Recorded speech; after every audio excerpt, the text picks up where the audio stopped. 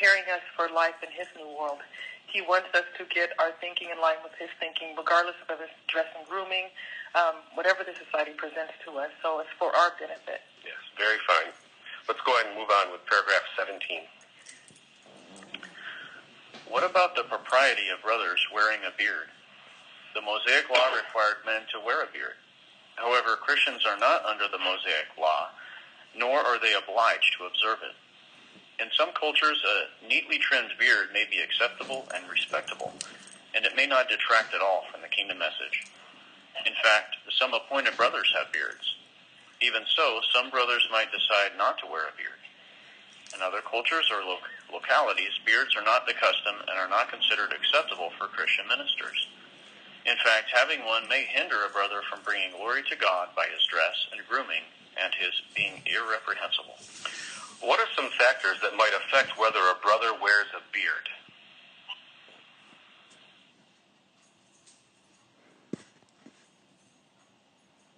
All right, Brother Sisek. Well, the culture, how are God's people in that area recognized? Do God's people in that area wear beards? If we were to wear a beard, would we be standing out in that regard? Or? Yeah, very good. Thank you. Brother Long, please. And it's always good to look to examples. If you're in a particular area and you look at elders as an example, it will help you make a decision. And of course, the elders look to the traveling brothers. The traveling brothers look to the faithful and discreet slave.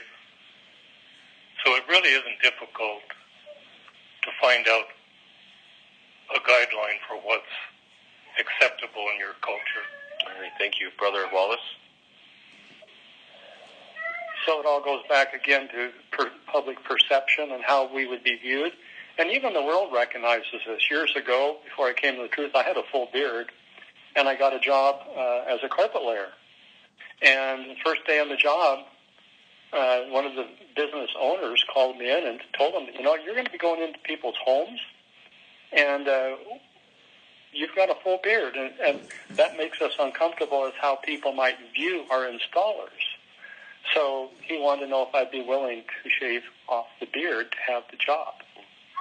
They let me keep the mustache, but they didn't want the beard. Right. So, it goes to show that even in the world, people recognize that can affect how people view you coming into their home, or in our case, up to their door. All right, very interesting. Thank you. Okay, well, let's go ahead and move on with paragraphs 18 and 19. How grateful we are that Jehovah does not burden us with detailed lists of regulations about